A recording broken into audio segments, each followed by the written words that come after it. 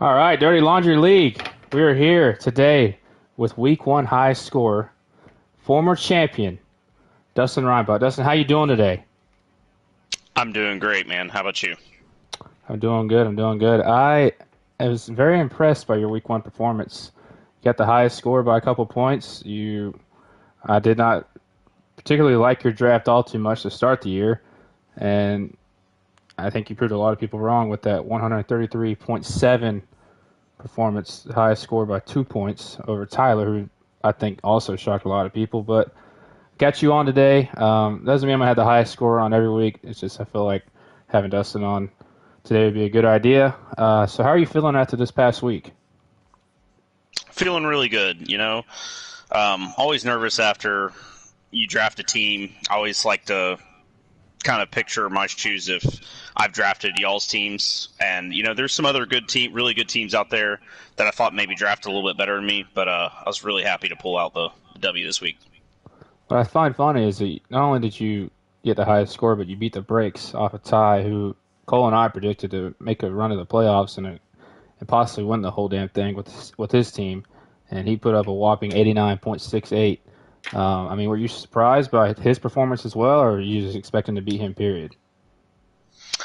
No, I actually thought we were going to have a pretty close game before, looking back in hindsight. I think he was actually projected to win by just maybe a couple points. And looking at his team, he's got some big names on there, and a lot of them were really, really bad performances. So maybe this was just a fluke for him. I think he'll probably bounce back. I don't think his team is as bad as what they actually produced week one. Yeah, I agree with that. I don't think his team's going to always put up less than 100, but putting up less than 100 is kind of a hard thing to do. But the dominoes fall in the right place, it can happen. Looking at your team here, I mean, you had a good performances top to bottom. Your running backs, I feel like, kind of let you down a little bit with Nick Chubb putting up 14.8, leading the charge with him and Jacobs. Jacobs let you down a little bit, but you had the receivers going, Diggs and Kirk. They played well. Your defense played well. The tight end played okay. Darren Waller. Elijah Mitchell, he's on the IR. How are you going to adjust to that? Having one of your top players on the IR and having Melvin Gordon on your bench, Kenny Galladay, he's gone, and then DeAndre Hopkins just suspended. So what are you going to do about that? Yeah, so if you noticed, I spent a ton of money on Mitchell's backup. I don't really play too much in the waivers, so I decided to take half of my earnings and pick up Jeff Wilson to kind of hold that weight for the missing running back until Mitchell's back. Yeah, that was a pretty ballsy move. I'd say $50, put on him, and it's week one. We have 16 more weeks of bidding to go, and you only have $50. So you're feeling pretty comfortable about your team and the Yeah, money no, that you have. I'm feeling pretty comfortable on the team. I will say the $50 was definitely a big jump. Be honest with you, whenever I first kind of go in that mindset, I go in there and I'm kind of my own worst enemy. Where I originally put in $21, and then I got out of it, and then I sit there and think on it, and then I up it to $31, $41, and I said, you know what, I'm going to make sure I get my guy, and I put $51 on him. And I don't know if it shows second place or not, but I'm pretty sure I was at least $20 higher than the next guy. Yeah, you were pretty far ahead there. I'm looking at the bids now. The next guy was zero. So you're the only one that put any money on it. You could have got away with $1. That's really surprising to me. I'm surprised no one actually put money on him. Yeah, I'm surprised too. Being the 49ers are run heavy, have a young quarterback. Just Jeff Wilson, I don't know, maybe they're just not attracted to him and they're nervous about Torian David Price being there, Mitchell coming back. It's flooded backfield, but I think you got the right guy, and I don't think it's a bad decision to put a lot of money on that guy, seeing that you have his starter. But if I remember correctly, last year, were you the one that put all that money on Elijah Mitchell? Was it me? I feel like somebody put a lot of money on a running back that had a good week one, week two, or whatever, and somebody put a lot of like $70 maybe. I think that was you, because we made jokes that you pulled a Brian when Brian put $70 on a player in 2020. So I think you did that as I well. honestly don't remember. I'm pretty sure it was you. But back to your week one performance, you had some weak players, but one guy that by far was not weak was Patrick Mahomes. He absolutely killed it for you with 34.9. I'm pretty sure he outscored Josh Allen, making him the number one quarterback through 1 week. And that's a guy that Cole and I spoke on you reaching on. Why did you decide to take Mahomes so early after Josh Allen and Justin Herbert was already taken? Yeah, so looking at my position in the draft, I always got those double picks back to back, but then I would have to wait through 11 times 2, right? So 22 picks and before I could pick twice again. So I didn't think Mahomes would fall to me, so I knew it was kind of a reach to get him when I did. And I just wanted to kind of get a star guy in that quarterback spot. So you trusted you think Mahomes is that much better fantasy wise than Kyler Murray, Jalen Hurts, and Lamar Jackson?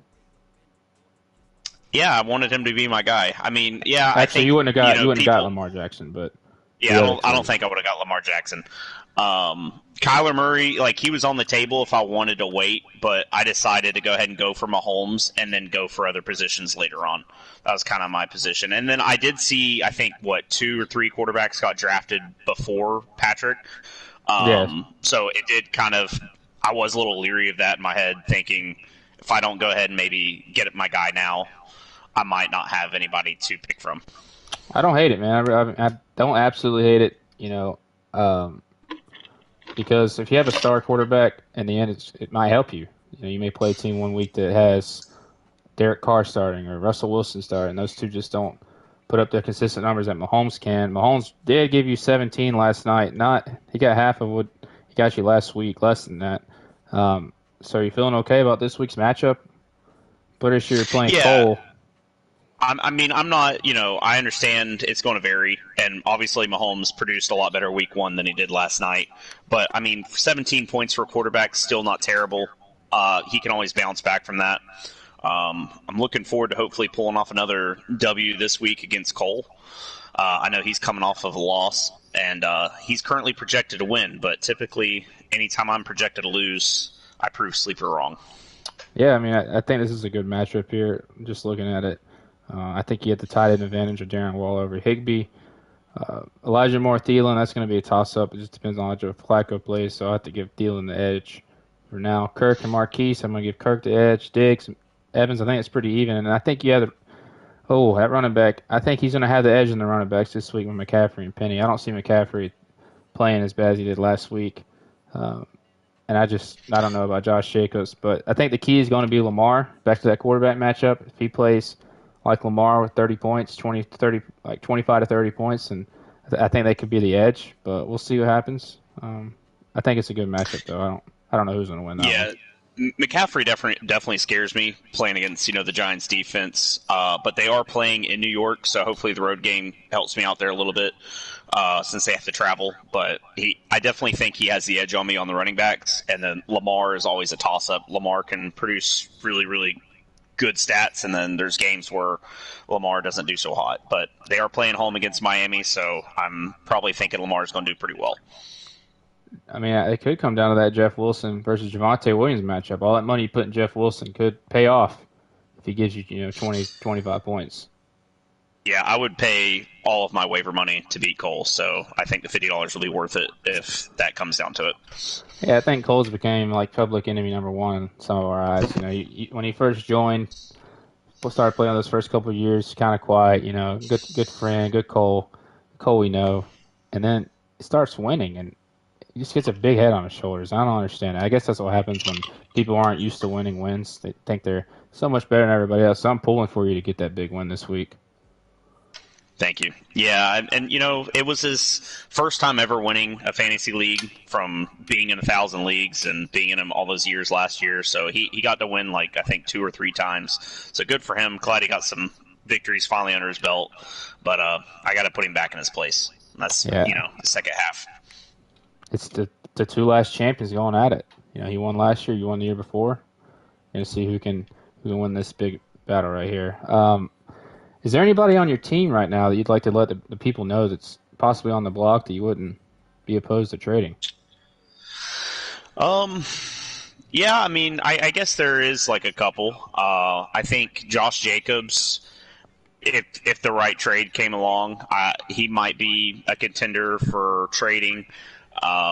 I do have, an extra defense if anybody's interested in either the Ravens or the Steelers. I got two solid defenses if you want to look at their performances from week one. And then Elijah Moore, I think he's got really good potential with the Jets. I'm willing to keep him, but if anybody's interested, he's there. No huge names like Diggs or Chubb? No, I think I'm going to hold on to Diggs and Chubb for at least another couple weeks before I would consider trading them. Yeah, Diggs had a great game. I don't think I would trade him unless the perfect offer came. But, I mean, there are some people already suffering from injuries and lack of performance like Brian. His team is looking very bad right now with injuries and, like I said, lack of performance. So maybe he might be somebody message you about Josh Jacobs or Elijah Moore. Maybe he sees potential in those guys, but we'll see. Brian's always been the type of guy that he'd rather have 7 stars on his team that's going to be top 5 players than a total consistent up and down roster. That's how he's won in the past. So I don't know if he'll do that, but we'll see what he does. So being a former champ this year, I mean, how are you liking your chances this year? I mean, what do you have to prove? Do you feel like you have to prove a lot, being a former champ, or do you? I mean, 2 times. Yeah. I mean, being a 2-time champ of this league, it definitely puts pressure on me. Especially with the punishments, you definitely don't want to be last. I've never done a punishment. I don't want to ever start doing them. But I definitely feel like I need to be in the upper half of performance-wise in this league. So I at least want to make the playoffs and be able to contend and at least have that chance. Yeah, the punishments this year are a little brutal. I mean, I'll just briefly run down real quick. I mean, you got to do a terrible. I mean, 3 options are awful. I mean, the first one is smelling somebody's breath until you get it right. In a public place. You don't know these people. You're smelling their breath. And who wants to smell somebody's breath? I don't know. I don't care if you're my best friend or not. I'm not smelling your breath. And that's a tough one. That's a disgusting one, courtesy of Impractical Jokers. Then the golfing shame. You got the last place guy has to wear an outfit put together by the 6 playoff teams. You're a golfer. You're an avid golfer. I play golf. Last thing I'd want to do is go to a nice course and dress up like a complete idiot, in a dress or whatever. I would not want that, especially all over. People can post it on Facebook if they want. So I mean that's just public shaming. Then the wing challenge. 6 of the hottest sauces of wings you have to eat. That's a hurt butthole waiting to happen. So these 3 are tough. Getting last place this year is going to be brutal, whoever gets it. But so far, so good for you. You're on the right track. Any final thoughts for you before we end the show? No, good luck to everyone in week 2. I'm really looking forward to this year. I think there's a lot of people out there to prove. Welcome back, Tyler Chansey. I've got to give him some kudos for him being the 2nd highest score last week. And, I think you and Cole didn't really like his team that much. No, we didn't like it at all, but he shut me up real quick. His team's so far not looking good through the first game of the week with 1 point on his defense. I'm not sure why he started the Chargers against the Chiefs, but it's neither here or there. That's his team, not mine. We'll see what the rest of his team does against another terrible team, Josh. So we'll see who wins that game. He could be set up perfectly playing Josh. But all right, Dustin, well, I appreciate you having you on. Is there anything you'd like to say to Cole before I shut this off? Yeah, Cole, you're going down. I hope so. All right, guys, thanks for tuning in. Dustin, glad to have you. We'll see you next time.